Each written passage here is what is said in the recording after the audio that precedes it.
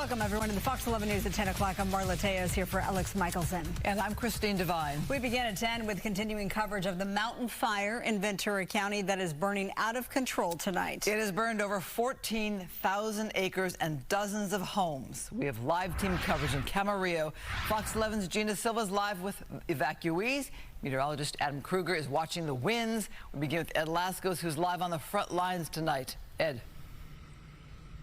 And Christine, the front lines right in the middle of this fire zone just off Valley Vista Drive. And as you look on both sides of the street, I'll tell you, it looks more like a war zone.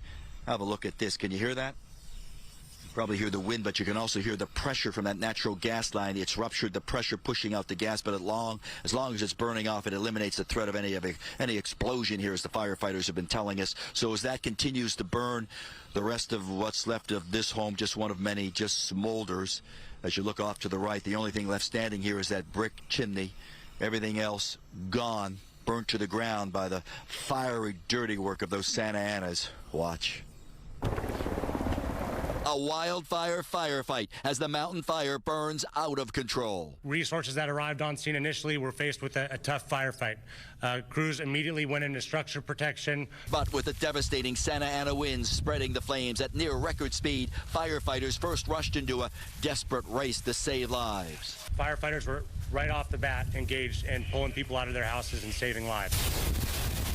Lives saved, but dozens of homes lost. Many burned right down to the ground. They're burned right down to the very foundation. This hilltop mansion turned into a raging fireball lighting up the night sky. Neighbors helpless, left only to watch it burn from a safe distance. No, it started at 3 o'clock this morning. I guess it woke everyone up. It certainly woke me up. We smelled the smoke 6:37. By 8 o'clock, things are flying around in the backyard. And then just this crazy, the sky filled with dark black smoke, gray smoke. But to see this is it's just heartbreaking. The fire roaring to life Wednesday morning up in the Moorpark area, backed by near hurricane force winds, even jumping over a freeway and then burning anything in its direct path. Firefighters left chasing the flames on the ground and then hitting the flames with the endless hot spots with their hose lines and fighting the fire from the air, water dropping helicopters one after another, while thousands are evacuated from the fire zone as the threat remains active right now from the lit, growing embers driven a few miles away by those powerful winds. They're traveling extreme distances in this case. It used to be said embers can travel a mile. Reports are miles, 2-3 miles.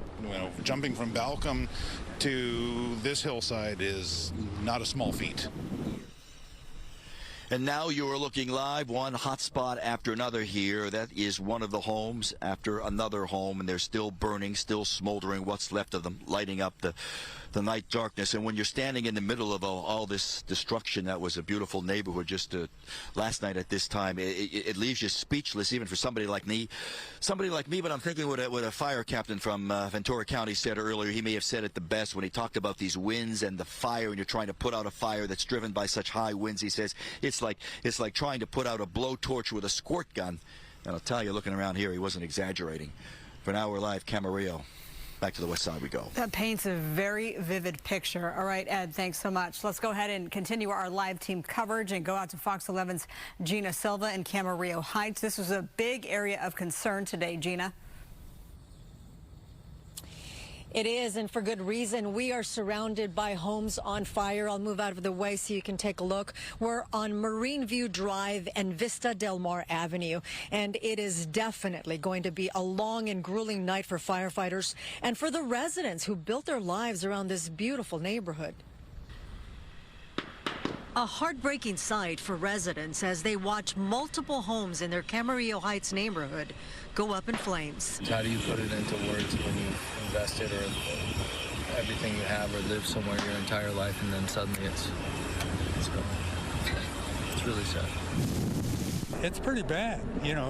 I never expect that house to burn.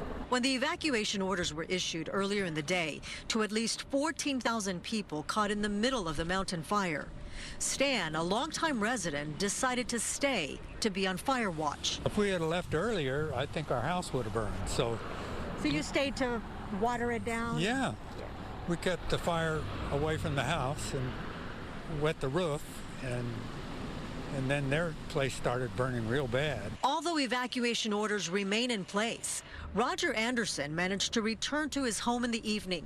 He did so after learning that his neighbors' homes did not survive. It's terribly sad. I've got 3 friends now that have called me and said their houses are on fire that I know from here, and it's sad. It just really is. It really is sad. Now, when the fire first broke out and spread so quickly, some elderly residents were trapped, but luckily they were rescued by first responders. Again, at this time, 0% containment. I'll send it back to you guys in the studio. All right, Gina, thank you. We want to talk about the animals in the area. There are 2 evacuation centers for animals affected by the mountain fire. Large animals are welcome at the Ventura County Fairgrounds on East Harbor Boulevard. For small animals, Ventura County Animal Services at the Camarillo Airport is set up as an evacuation center. That's at 600 Aviation Drive. And there are some school closures we need you to know about. The Ventura County Department of Education warning schools in the Mesa Union School District and also the Santa Paula Unified School District. They will be closed both Thursday and Friday. The schools are communicating with students and parents about any changes in scheduling. We take a live look now over the mountain fire that we've been covering all day long with really no relief in sight until tomorrow around 6 o'clock when those winds completely slow down to give firefighters a bit of a break. The aerial shot there is just alarming as you see the fire there against the night sky. Such a sad night here in Southern California as we continue to monitor this fire. There was another fire this morning. This one in Malibu. It damaged at least 2 structures. The fast-moving brush fire burning along PCH in Malibu, sparking major concerns for a community living near Malibu Canyon Road, close to Pepperdine University. Again, you saw the very windy conditions. Fire officials say they're holding that blaze at about 50 acres. No word on containment yet.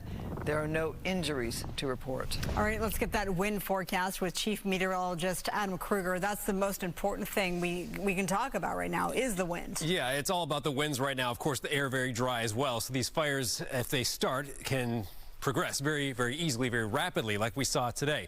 And so while the winds have overall come down from what they were during the first half of the day today, we're still in a significant Santa Ana wind event and will be through a lot of the day tomorrow. So we still see high wind warnings in yellow. That's where gusts could be up to 60 miles per hour. And then in tan, that's a wind advisory where gusts could be up to about 45 miles per hour. And these expire on Thursday afternoon. Then we have the fire weather warning for the entire area. That goes through until Thursday evening for most of the area, some spots even until Friday morning, and it's considered particularly dangerous until 9 a.m. tomorrow. So that's going to be the most intense winds through that time.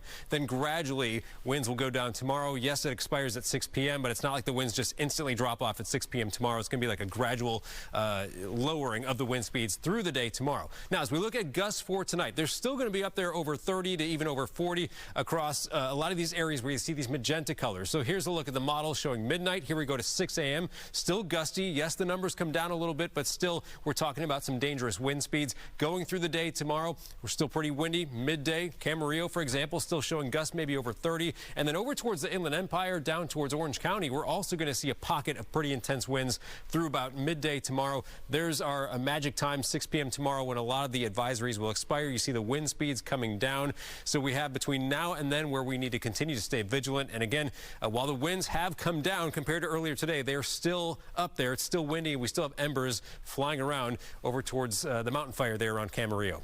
Guys, back to you.